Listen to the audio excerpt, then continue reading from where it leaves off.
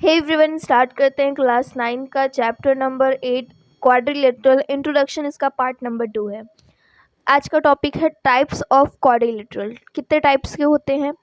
Parallelogram, trapezium, kite. और ये जो तीन है ना, ये पैरेललोग्राम को ही मॉडिफाई करके ये तीन आते हैं।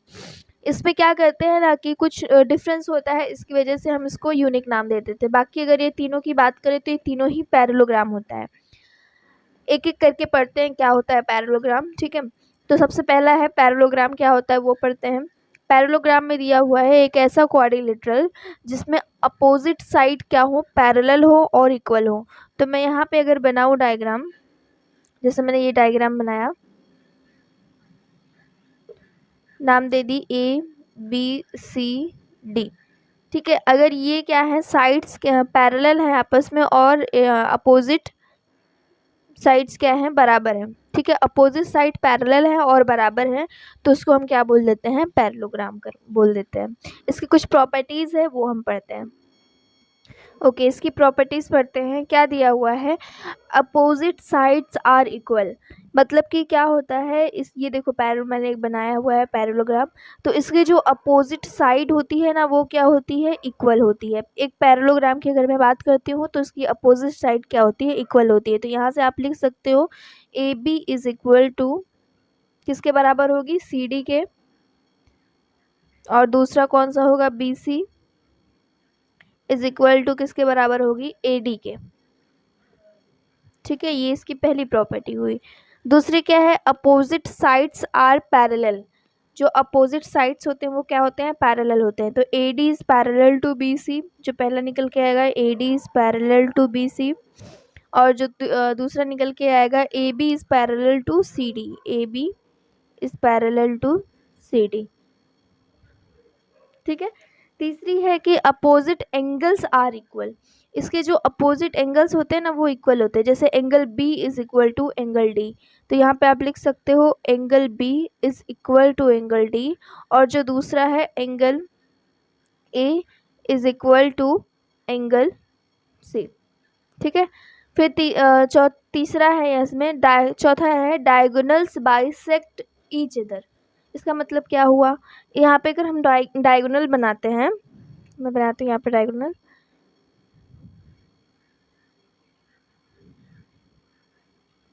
ये रहा, मैंने डायगोनल बना लिया। तो ये जो डायगोनल है ना वो एक दूसरे को बाइसेक्ट करते हैं। बाइसेक्ट का मतलब ये है कि ये एक इक्वल पार्ट में डिवाइड करते हैं। जैसे मैं ये वाला डायगोनल की बात करूँ तो ये इसको इक्वल पार्ट में डिवाइड कर देगा, और अगर मैं इसकी बात करूँ तो ये इसको इक्वल पार्ट में डिवाइड कर देगा। तो मैं अगर यहाँ पे कुछ नाम दे देती हूँ ओ करके, तो यहाँ से आप लिख सकते हो O A is equal to O C, और जो दूसरा है O B is equal to O D. ये आप क्या कर सकते हो, लिख सकते हो। ठीक है, और इसमें डायगोनल क्या होता है, इक्वल भी हो सकता है और मे बी नॉट भी इक्वल भी हो सकता है। मतलब कि यहाँ पे ये जो डायगोनल की लेंथ है ना वो बराबर भी हो सकती है और नहीं भी हो सकती है। ठीक है, तो ये हुआ अपना पैरेललोग्राम। नेक्स्ट आते हैं रेक्टेंगल पे। देखो रेक्टेंगल क्या होता है, a parallelogram each of whose angle is 90 degree. जब हमने पैरेललोग्राम के बारे में पढ़ा था तो उसको हम बस मॉडिफाई करके अगर 90 डिग्री पे लेकर आते हैं तो उसको हम क्या बोल देते हैं, रेक्टेंगल बोल देते हैं। बाकी इसकी अपोजिट साइड वही कंडीशन है, अपोजिट साइड क्या होती है, बराबर होती है और पैरेलल होती है। ठीक है, तो बस मैंने क्या किया, एंगल को चेंज कर दिया। एंगल जैसे मैंने उसको कुछ ऐसा था, बस उसको मॉडिफाई करके ऐसा कर दिया। ठीक है, तो यहाँ पे वो क्या बन गया, रेक्टेंगल बन गया। पैरेललोग्राम है वो अभी भी।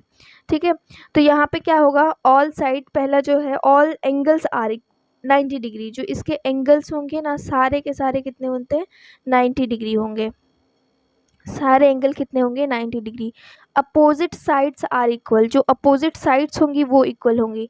तो यहाँ पे आप लिख सकते हो A B is equal to C D, और यहाँ पे B C is equal to A D. ठीक है, इक्वल होंगी। और angle A is equal to angle B is equal to angle C is equal to angle D is equal to 90 degree. ठीक है, ये होगा अपोजिट साइड्स आर पैरेलल। तो इसकी अपोजिट जो साइड होगी वो क्या होगी, पैरेलल होगी। तो यहाँ पे A B is parallel to C D लिख सकते हो। दूसरा कौन सा है, B C is parallel to A D लिख सकते हो। ठीक है, नेक्स्ट है डायगोनल बाइसेक्ट ईच अदर। यहाँ पे डायगोनल है ना, वो बाइसेक्ट करती एक दूसरे को। तो यहाँ पे आप ऐसा बना होगा डायगोनल,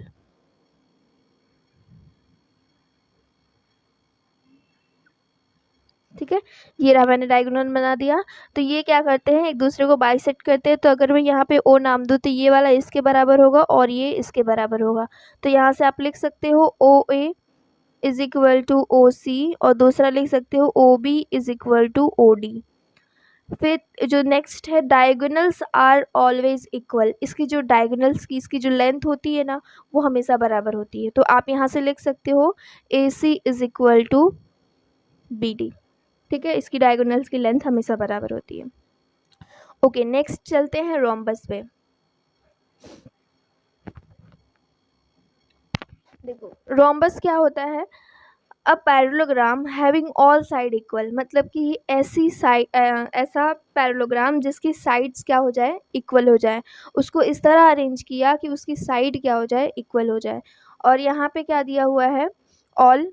तो हम पढ़ते हैं ऑल साइड्स आर इक्वल। तो यहाँ पे जो ए बी आप यहाँ से लिख सकते हो P Q is equal to Q R is equal to R S is equal to P S. Side सारी क्या होंगी, इक्वल होंगी।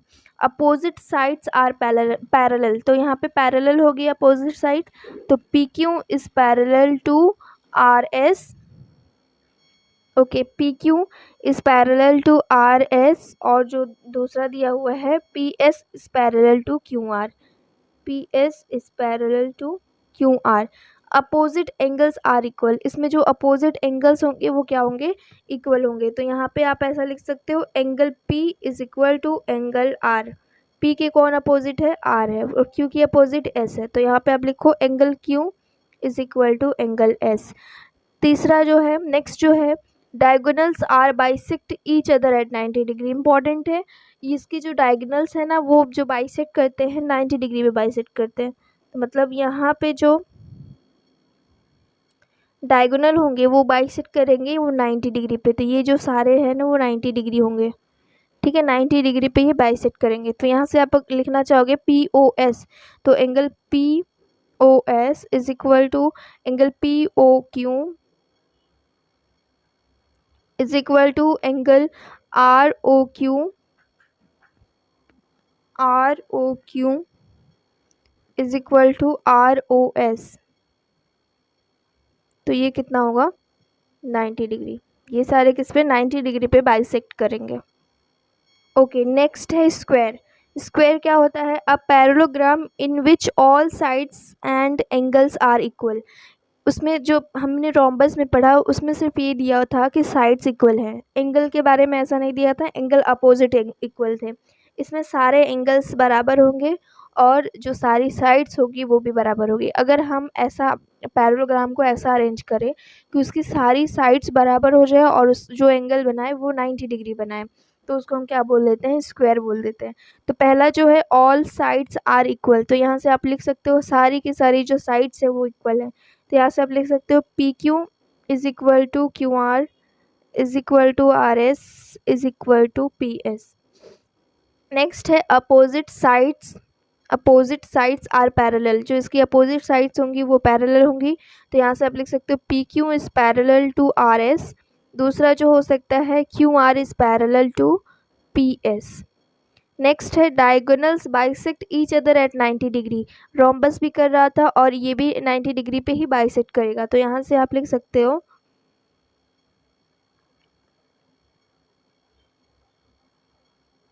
तो ये जो है एंगल वो कितना बनाएगा, 90 डिग्री बनाएगा। तो यहाँ पे P O Q angle P O Q is equal to angle P O S is equal to angle R O Q और आर ओ एस। तो ये कितना बनाएगा, 90 डिग्री बनाएगा। ठीक है, ऑल एंगल्स कितने होते हैं, 90 डिग्री होते हैं। ये जो एंगल्स होंगे सारे, ये वाले एंगल्स वो भी कितने होंगे, 90 डिग्री होंगे।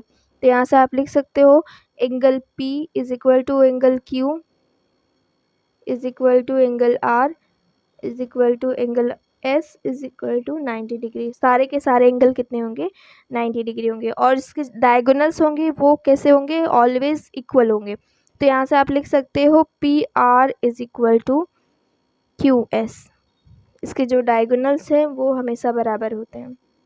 नेक्स्ट है ट्रेपेजियम। ट्रेपेजियम क्या होता है, ट्रेपेजियम में एक ऐसा क्वाड्रिलेटरल जिसमें एक ही पेयर हो, एक पेयर क्या हो, अपोजिट साइड्स आर पैरेलल हो, one pair of opposite sides are parallel, इनमें से कोई एक पेयर क्या हो, पैरेलल हो। तो ये भी हो सकता है, आप ये भी लिख सकते हो, कोई भी एक हो, तो उसको हम क्या बोल देते हैं, ट्रेपेजियम। तो मैं मान लेती हूँ AB is parallel to CD। एक ही कंडीशन है, अगर एक पेयर क्या हो, पैरेलल हो, तो उसको हम क्या बोल देते हैं, ट्रेपेजियम बोल देते हैं। नेक्स्ट है काइट। काइट के जैसा ही शेप होता है, तो काइट की क्या डेफिनेशन होगी, एक क्वाड्रिलेटरल जिसमें two pairs of adjacent side are equal. Adjacent का मतलब ध्यान रखना, एडजेसेंट का मतलब ये होता है उसके जस्ट बाजू वाला, जैसे यहाँ पे ये वाला लाइन निकल रही है तो इसी से ये वाला लाइन निकलनी चाहिए, ठीक है। तो ये पॉइंट से अगर ये लाइन निकल रही है तो उसी पॉइंट से ये भी लाइन निकलनी चाहिए, तो इसी को हम बोल देते हैं एडजेसेंट, ठीक है। इसको मैं एडजेसेंट नहीं बोल सकती, जैसे मुझे अगर इसको और क्या करना है, इसको ये भी दूसरे को क्या हो जाएंगे, एडजेसेंट हो जाएंगे, ठीक है। जैसे मुझे ये वाली बोलनी है और ये वाली लाइन बोलनी है, तो मैं इसको एडजेसेंट नहीं बोल सकती हूँ, जस्ट बाजू में होना चाहिए, ठीक है। तो यहाँ पे जो साइड्स है, जैसे ये वाली पॉइंट से ये वाला साइड निकल रहा है तो इसकी एडजेसेंट ये रही, ये साइड्स बराबर होंगे, और ये रहा, अगर यहाँ से बात करूँ तो ये निकल रहा है तो ये दोनों आपस में बराबर होंगे, इनकी जो साइड्स होंगी बराबर होंगी। तो यहाँ से आप लिख सकते हो AB is equal to AD, और जो दूसरा लिख सकते हो CB is equal to CD। Okay, यही था आपका टाइप्स ऑफ क्वाड्रिलेटरल के बारे में। ओके, नेक्स्ट थ्योरम करते हैं। थ्योरम 8.1 क्या दिया हुआ है कि अ diagonal of a parallelogram divides it into two congruent triangles. इसका मतलब ये है कि अगर आप डायगोनल ड्रॉ करते हो, देखो ऑफ अ पैरेललोग्राम दे दिया हुआ है, तो ये बहुत इंपॉर्टेंट पॉइंट है। पैरेललोग्राम का मतलब ये हो गया कि इसकी जो साइड्स है, अपोजिट साइड्स है, वो कैसी होंगी, पैरेलल होंगी। डिवाइड कर रहा है एक हमें टू कॉन्ग्रुएंट, ये जो दोनों ट्राइंगल्स हैं वो हमें क्या दिखाने हैं, कॉन्ग्रुएंट दिखाने हैं। कॉन्ग्रुएंट का मतलब हर एक रिस्पेक्ट में बराबर होने चाहिए एक दूसरे, जैसे ये AD अगर इसके बराबर है, करेस्पॉन्डिंग पार्ट्स क्या होने चाहिए, बराबर होने चाहिए, ठीक है। तो यहाँ से आप निकाल सकते हो, देखो गिवन में क्या दिया हुआ, सबसे पहले मैं वो लिखती हूँ। आपको पैरेललोग्राम दिया हुआ है ना, पैरेललोग्राम से ये पता चल गया कि जो AD है वो पैरेलल है किसके, BC के। दूसरा क्या मिलेगा, दोनों पेयर होते हैं, CD is parallel to AB, ये हमें मिल गया। और हमें प्रूफ क्या करना है, टू प्रूफ क्या करना है, ये दोनों ट्राइंगल को कॉन्ग्रुएंट दिखाना है। तो triangle ABD is congruent to triangle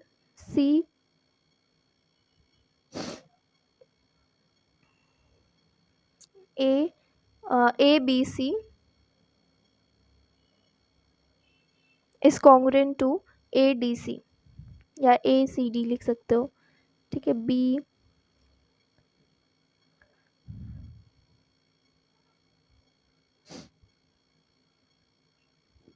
यही आपको क्या करना है, कॉन्ग्रुएंट दिखाना है, ठीक है। तो हम यहाँ पे करते हैं,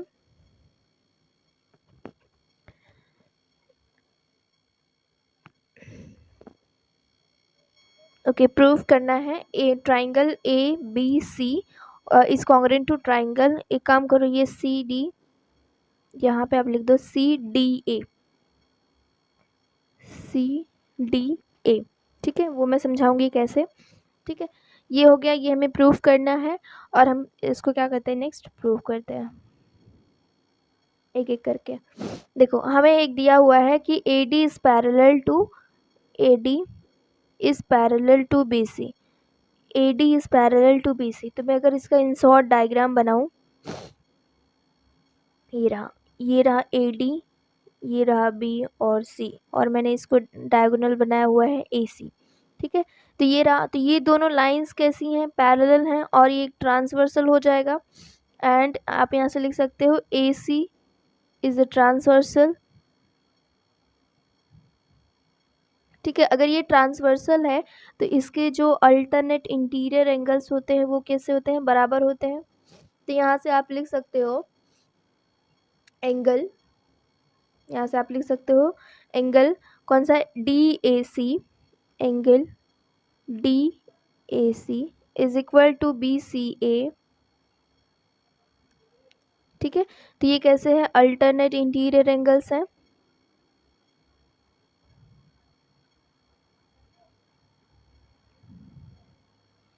ये हो गए आपके अल्टरनेट इंटीरियर एंगल्स। ठीक है, इसको मान लेती हूँ मैं इक्वेशन फर्स्ट।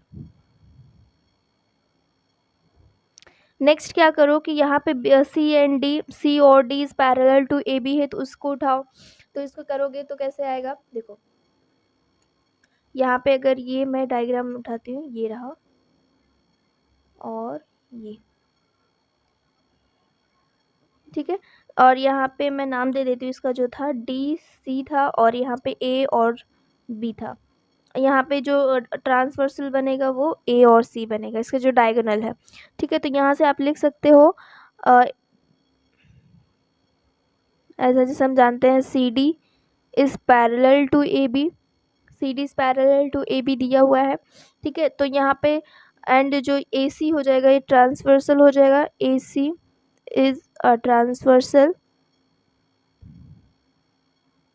तो यहाँ से आप क्या लिख सकते हो, ये वाला जो एंगल है ये वाला एंगल के बराबर हो जाएगा alternate interior angle.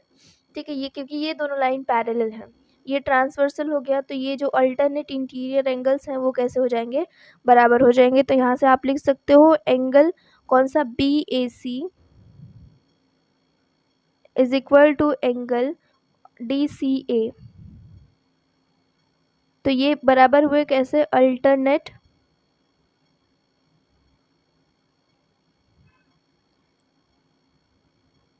Interior angles. ठीक है, तो ये हो गया, तो इसको मैं मान लेती हूँ इक्वेशन 2। अब ये ट्राइंगल में, इस ट्राइंगल को हमें क्या करना है, कॉन्ग्रुएंट दिखाना है। ठीक है, इस ट्राइंगल को कॉन्ग्रुएंट दिखाना है, तो ये वाला एंगल मिल गया इसके बराबर, और जो ये वाला एंगल है वो इसके बराबर मिल गया। ठीक है, तो ये एंगल, अगर मैं इस ट्राइंगल की बात करूँ तो एक एंगल है साइड दोनों में कॉमन है, और दूसरा एंगल है, तो ये हो गए कॉन्ग्रुएंट हो जाएंगे कैसे, एंगल साइड एंगल से, एंगल साइड एंगल से। ठीक है, ये कॉन्ग्रुएंट हो जाएंगे, तो इसको हम दिखा देते हैं। तो इन ट्राइंगल में लिखती हूँ, in triangle ABC and triangle CDA। ठीक है, तो यहाँ से आप लिखो जो भी हमें equation first and equation second से मिला हुआ है सारे लिख दो। तो मैं पहला एंगल लिखती हूँ, जैसे यहाँ पे मैंने लिखा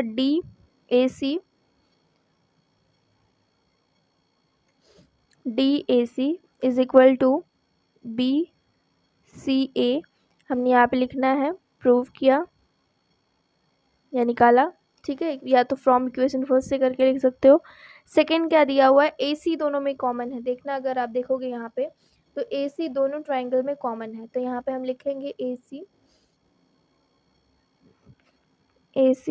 इज इक्वल टू AC, तो ये दोनों में क्या है, कॉमन।